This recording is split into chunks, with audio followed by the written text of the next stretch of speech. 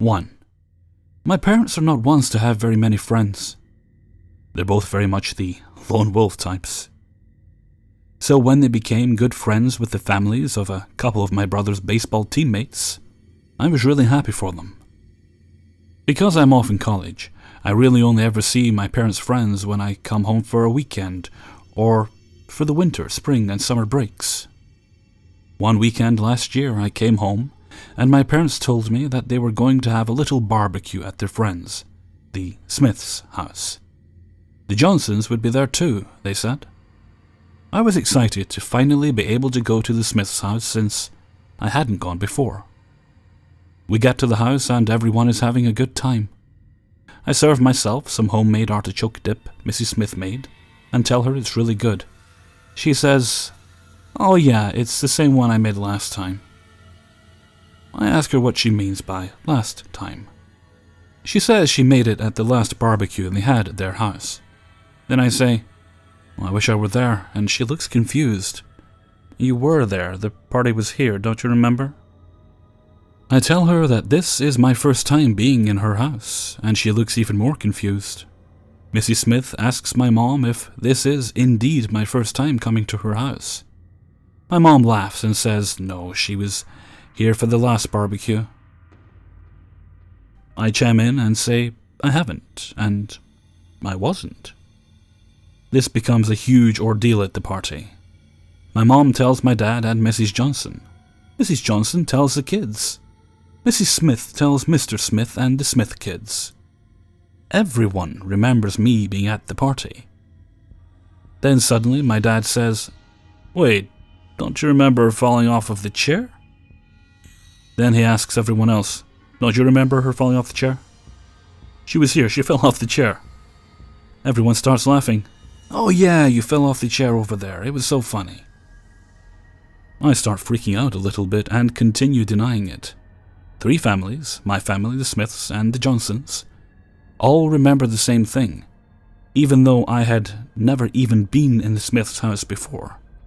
Eventually everyone settles down and takes my word for it, but everyone still remembers me dramatically falling off the big saucer-like chair in the middle of the living room.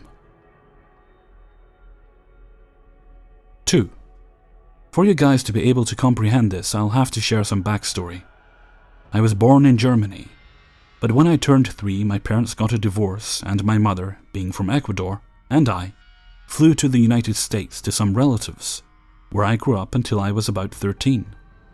There I learned Spanish and English, but there really wasn't a future for me in the States. We flew back to Germany, where I had to learn the language, fuck me, that was hard, and study new things at school. I'm 17 now. Surprisingly, I live in the same apartment that we lived in before we emigrated. My father had been renting it to people when he moved after us. This will be important for the story later. A lot of neighbors knew me since I had been a baby as well. So, same old average-looking apartment on the 5th floor, 6th being the top floor. Only thing different was that we now owned a cat called Mitch. Cats, aren't they strange creatures? Anyways, I came home from the Fachoberschule, college, and opened my door, which faces the stairs that go down. Well, I opened the door and there he is, my cat, running out of my apartment, down the hallway and upstairs.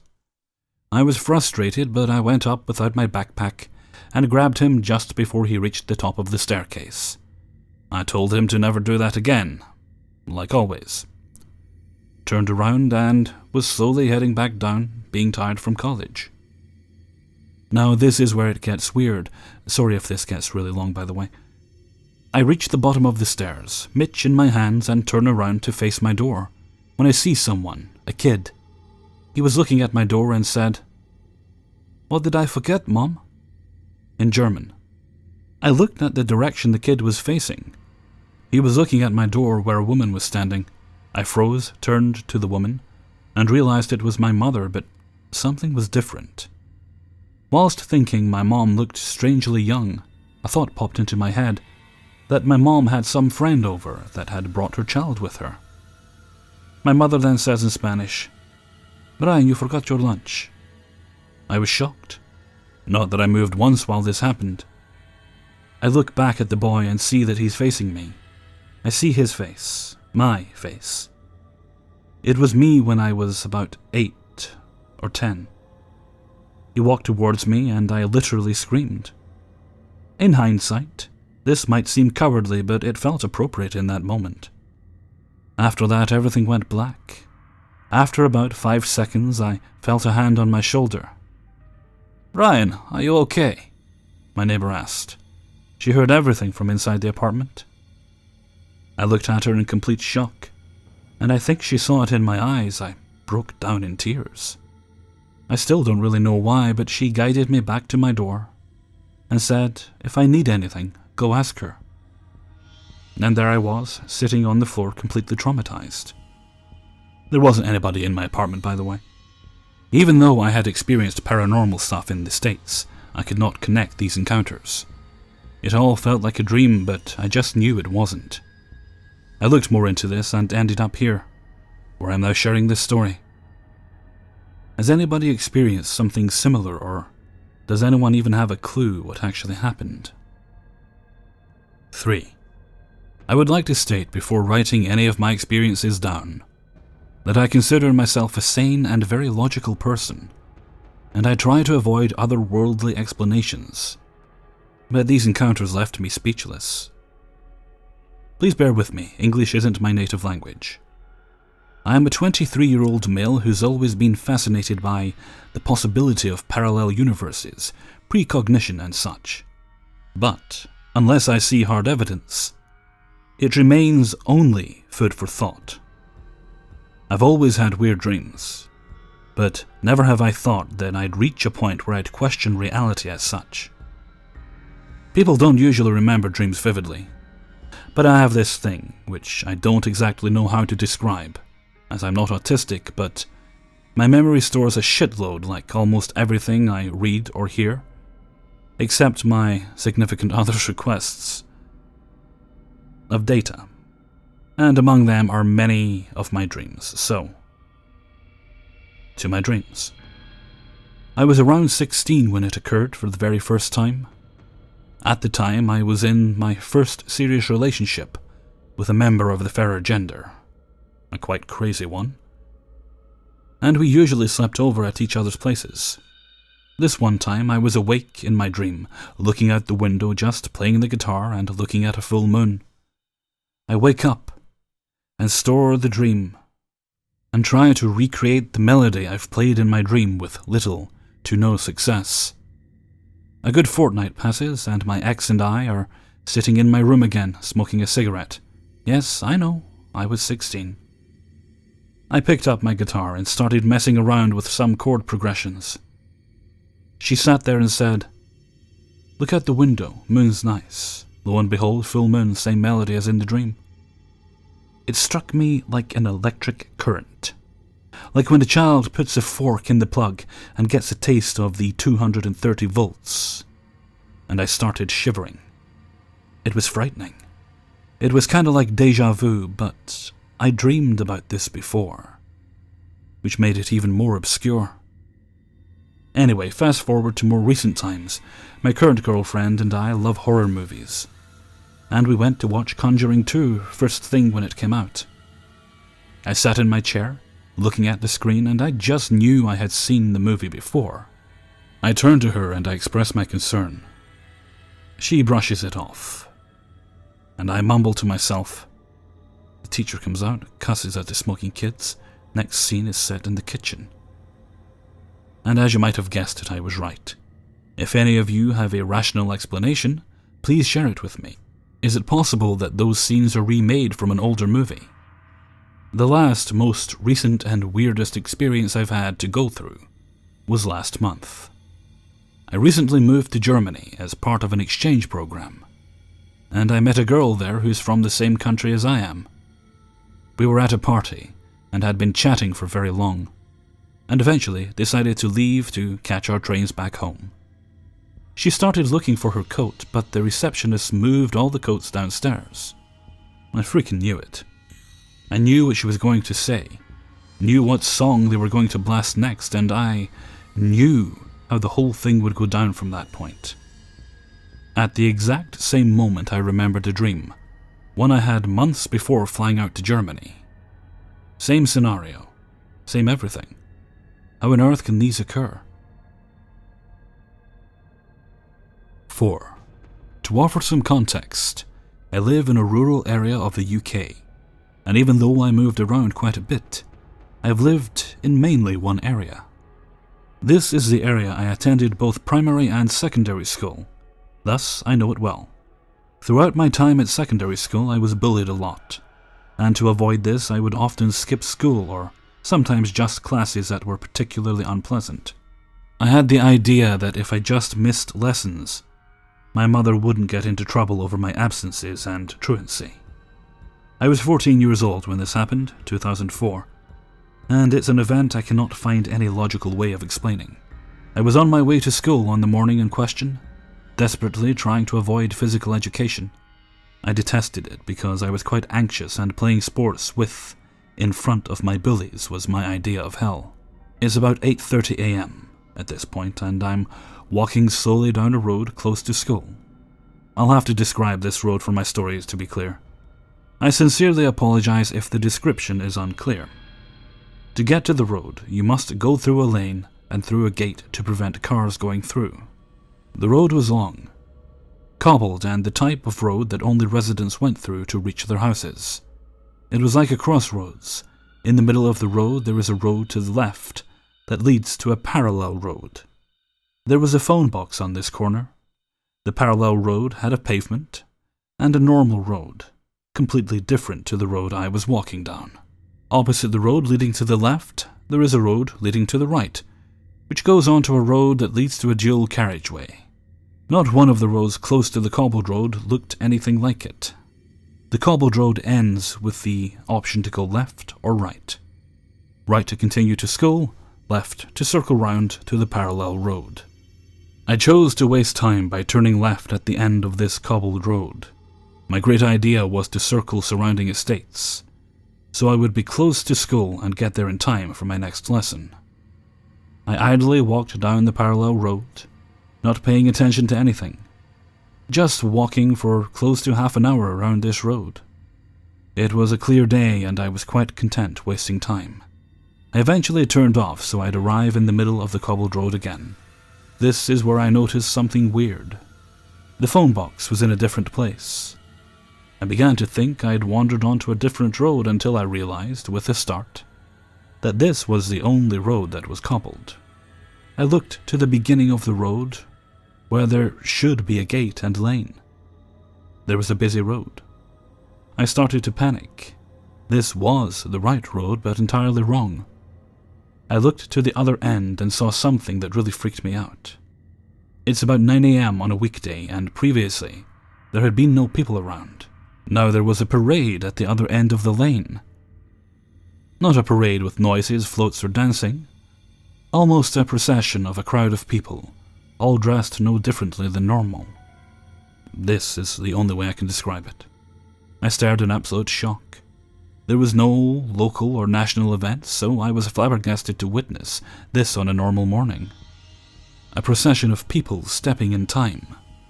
But the thing that creeped me out the most was there was no sound coming from them. A deathly silent procession through a residential area for no reason. In fact, there was a lack of any noise at all at this point. I felt the need to run. Silence roared in my ears and I felt close to having a panic attack. I ran back to the parallel road where I had just come from, and everything seemed to go back to normal. The atmosphere didn't feel so wrong, and I heard normal traffic noises. There was no sign of the people anywhere.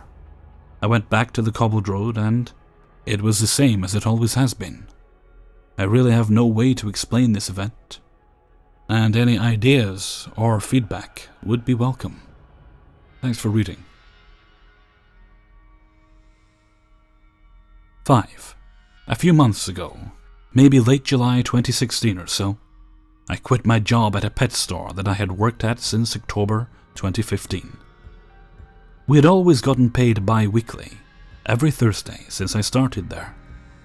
I had direct deposit, so my check would usually appear in my account in the early hours of Thursday morning. I am so absolutely, positively, 110% sure that I got paid on Thursdays, because it took forever for my direct deposit to start working when I had initially started the job, and I was always broke. So I would count down the days until Thursday, planning my whole life around paydays every other week, and sure enough, my check would get sent in the mail on Thursday. Before I had direct deposit, I distinctly remember one of my co-workers whom I was very close with, and who also was always broke, exclaiming every other week when we worked Wednesdays together, "Oh dude, tomorrow's payday!" I even remember seeing it typed up on some form that I had to sign when I first started the job. Payment, bi-weekly, Thursday. So my last week comes. I check my bank account that Thursday morning, and my check hadn't been deposited.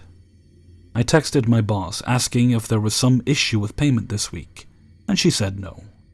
I texted my co-workers asking if their checks had been deposited. I was starting to think the company was messing with me for quitting on them or something. I know that seems paranoid. Everyone I texted told me we got paid on Fridays. I occasionally filled in for 2 other store locations when they needed coverage. I texted both store managers asking if their paychecks went through, and both told me that we got paid on Fridays. I talked to the new girl who had only been there a few weeks, and asked her what day she usually gets paid. Fridays. We used to do something called Dayforce to clock in, and it would show you the date that your paycheck would be deposited. It was always Thursdays, but when I checked, it was now Fridays, and apparently always had been as I traced the dates back. I asked my manager if some policy had changed, and asked the other store managers too, and nobody knew what I was talking about. Maybe it's not as big a deal to some of you as it is to me. I no longer work there or talk to any of those people, but it's still something that I can't help think about almost every day. I stumbled upon the glitch in the matrix phenomenon while researching memory issues. False memories, things like that. Maybe it was just a false memory. Maybe it was something much bigger. Hey everyone, Hellfreezer here, and thank you very much for listening to 5 True Glitch in the Matrix Stories, Episode 16. I would like to say thank you very much to everyone who has allowed me to use their stories in this video. Okay, let's see. We're only a couple of weeks away from Christmas now, and I was thinking I should probably do something Christmas related. I have some thoughts, so I might do one big thing or a few little things. Don't know if I have the energy to do the big thing. We'll see what happens with it, but I'll probably have a video or 2 Christmas themed coming out. I'm going to be doing a reading of The Night Before Christmas, and all through the house not a creature was stirring. No, well, we'll save it for when I actually do it. And someone asked me to do that, so I've had a copy of that saved in my bookmarks. So I'll get that read up and post that. They're just going to be posted randomly because I'll still be doing regular videos throughout the holiday season. And let me see what else.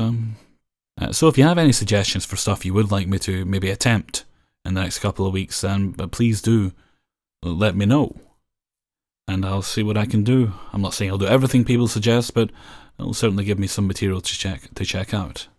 Okay, where will we be? This will be Thursday, you guys will get this. So, yeah, Friday you're going to have Paranormal.